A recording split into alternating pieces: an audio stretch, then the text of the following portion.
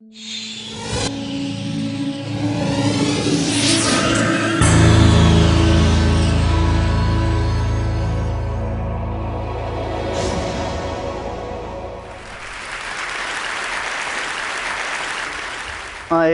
live and work from Tokyo, Japan, and I specialize in human behavioral research and applying what we learn to think about the future in different ways and to design for that future.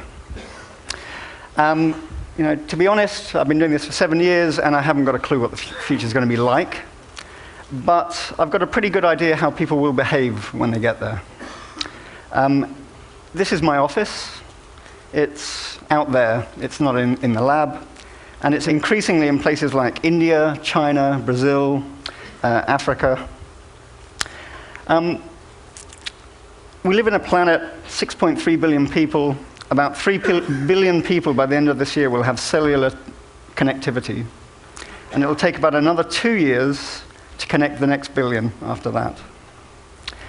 And I mention this because if we want to design for that future, we need to figure out what those people are about. And that's kind of where I see what my job is and what our team's job is. Our research often starts with a very simple question. So I'll give you an example. What do you carry? If you think of everything in your life that you own, when you walk out that door, what do you consider to take with you? When you're looking around, what do you consider? Of that stuff, what do you carry? And of that stuff, what do you actually use? So this is interesting to us because the conscious and subconscious decision process implies that the stuff that you do take with you and end up using has some kind of spiritual, emotional, or functional value. And to put it really bluntly, people are willing to pay for stuff that has value, right?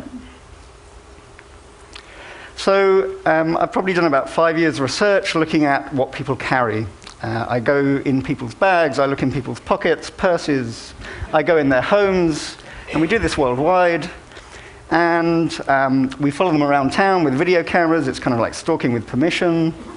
And we do all this.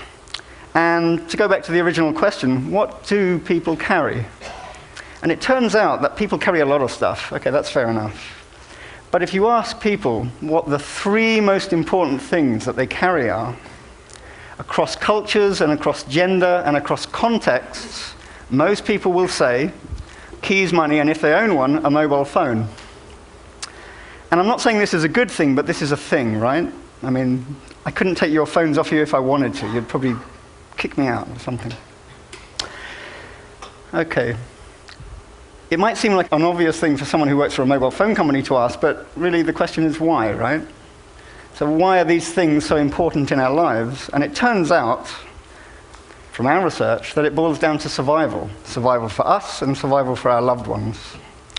So keys provide access to shelter and warmth, transport as well in the US increasingly. Money is useful for buying food, sustenance, among all its other uses. And a mobile phone, it turns out, is a great recovery tool. If you prefer this kind of Maslow's hierarchy of needs, those 3 objects are very good at supporting the lowest rungs of Maslow's hierarchy of needs. Yes, they do a whole bunch of other stuff, but they're very good at this. And in particular, it's the mobile phone's ability to allow people to transcend space and time. And what I mean by that is, you can transcend space by simply making a voice call, right? And you can transcend time by sending a message at your convenience and someone else can pick it up at their convenience. And this is fairly universally appreciated, it turns out, which is why we have 3 billion plus people who have been connected, and they value that connectivity. But actually, you can do this kind of stuff with PCs, and you can do them with phone kiosks. And the mobile phone, in addition, is both personal, and so it also gives you a degree of privacy, and it's convenient. You don't need to ask permission from anyone, you can just go ahead and do it, right? However, for these things to help us survive, it depends on them being carried. But, and it's a pretty big but, we forget. We're human. That's what we do. It's one of our features. I think quite a nice feature. So we forget, but we're also adaptable. And we adapt to situations around us pretty well.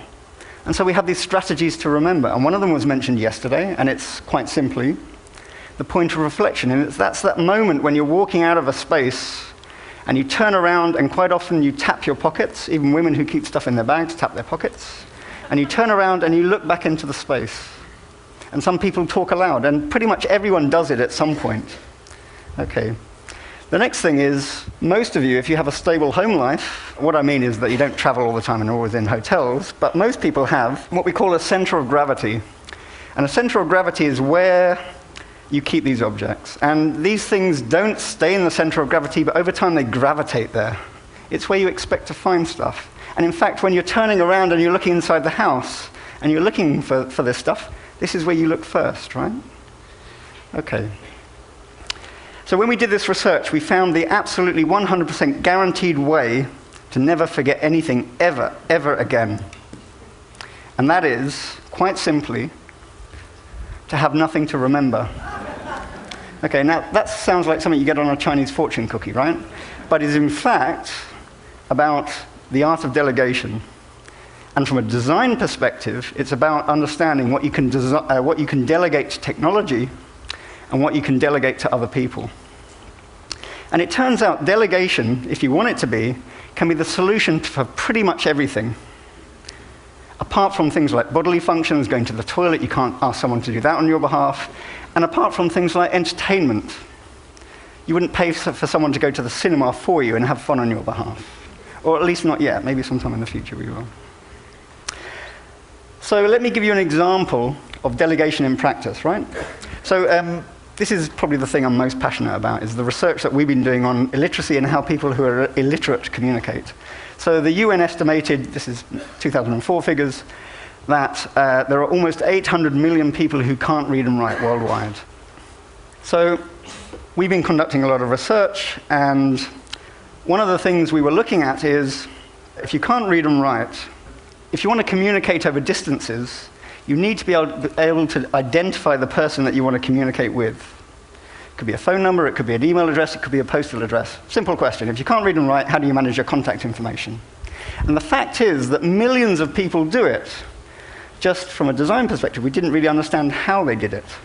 And so that's just one small example of the kind of research that we were doing.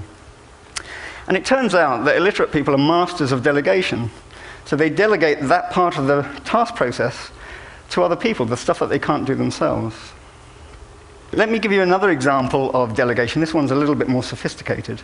And this is from a study that we did in Uganda about how people who are sharing devices use those devices. Sente is a word in Uganda that means money. It has a second meaning, which is to send money as airtime. Okay? And it works like this. So let's say, June, you're in a village, rural village. I'm in Kampala, and I'm the wage earner, and I'm sending money back. And it works like this. So in your village, there's one person in the village with a phone, and that's the phone kiosk operator. And it's quite likely that they'd have a quite simple mobile phone as a phone kiosk. So what I do is I buy a prepaid card like this, and instead of using that money to top up my own phone, I call up the local village operator, and I read out that number to them, and they use it to top up their phone. So they're topping up the value from Kampala, and it's now being topped up in the village.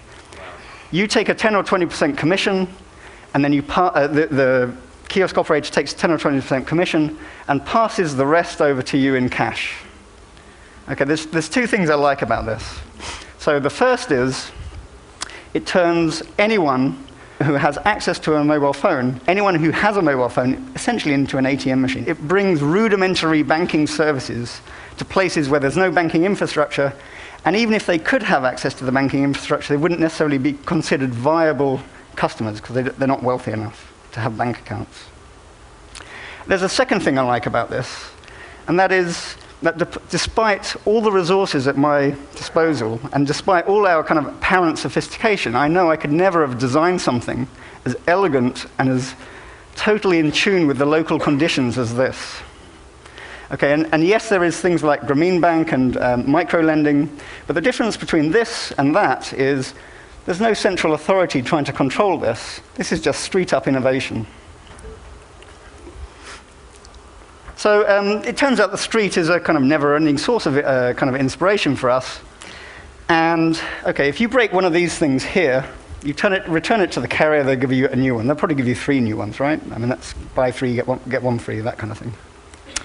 If you go on the streets of India and China, you see this kind of stuff. And this is where they take the stuff that breaks and they fix it, and they put it back into circulation. This is from a workbench in Jilin City in China, and you can see people taking down a phone and putting it back together. They reverse engineer manuals. This is kind of hacker's manual. And it's written in Chinese and English. They also write them in Hindi. You can subscribe to these. There are training institutes where they're churning out people for fixing these things as well. But what I like about this is it boils down to someone on the street with a small flat surface, a screwdriver, a toothbrush for cleaning the contact heads, because they often get dust on the contact heads, and knowledge. And it's all about the social network of the knowledge floating around. And I like this because it challenges the way that we design stuff and build stuff and potentially distribute stuff. Challenges the norms. Okay, for me, the street just raises so many different questions.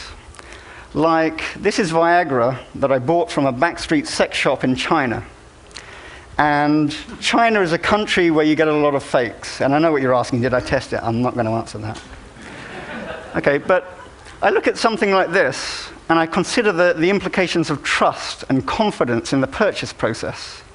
And we look at this and we think, well, how does that apply, for example, for the design of, the lessons from this apply to the design of online services, future services in these markets.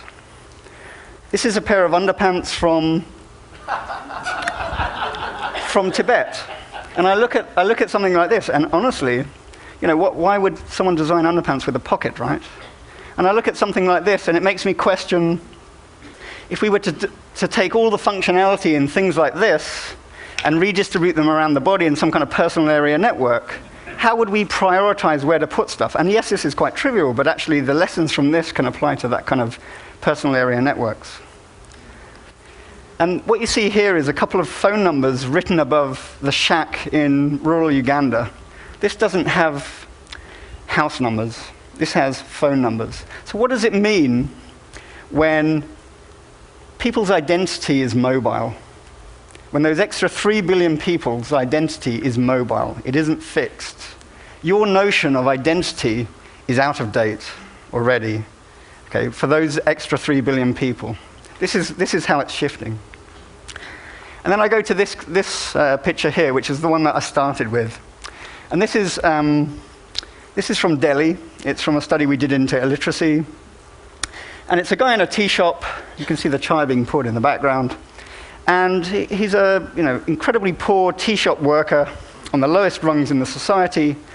And he somehow has the appreciation of the values of Livestrong. And it's not necessarily the same values, but some kind of values of Livestrong to actually go out and purchase them and actually display them. For me, this kind of personifies this connected world where everything is intertwined and the dots it's all about the dots joining together. Okay, the title of this presentation is Connections and Consequences. And it's really a kind of summary of 5 years of trying to figure out what it's going to be like when everyone on the planet has the ability to transcend space and time in a personal and convenient manner, right? When everyone's connected. And there are 4 things. So the first thing is the immediacy of ideas, the speed at which ideas go around. And I know TED is about big ideas, but actually the benchmark for a big idea is changing. If you want a big idea, you need to embrace everyone on the planet. That's the first thing. The second thing is the immediacy of objects. And what I mean by that is, as these become smaller, as the functionality that you can access through this becomes greater, things like banking, identity, these things quite simply move very quickly around the world. And so the speed of adoption of things is just going to become that much more rapid in a way that we just totally cannot conceive when you get it to 6.3 billion and the growth in the world's population. The next thing is that however we design this stuff, carefully design this stuff, the street will take it and will figure out ways to innovate, as long as it meets base needs. The ability to transcend space and time, for example. And it will innovate in ways that we cannot anticipate, in ways that, despite our resources, they can do it better than us. That's my feeling. And if we're smart, we'll look at this stuff that's going on, and we'll figure out a way to enable it to inform and infuse both what we design and how we design. And the last thing is that, actually, the direction of the conversation. With another 3 billion people connected, they want to be part of the conversation. And I think our relevance, and TED's relevance, is really about embracing that and learning how to listen, essentially. And we need to learn how to listen. So thank you very, very much.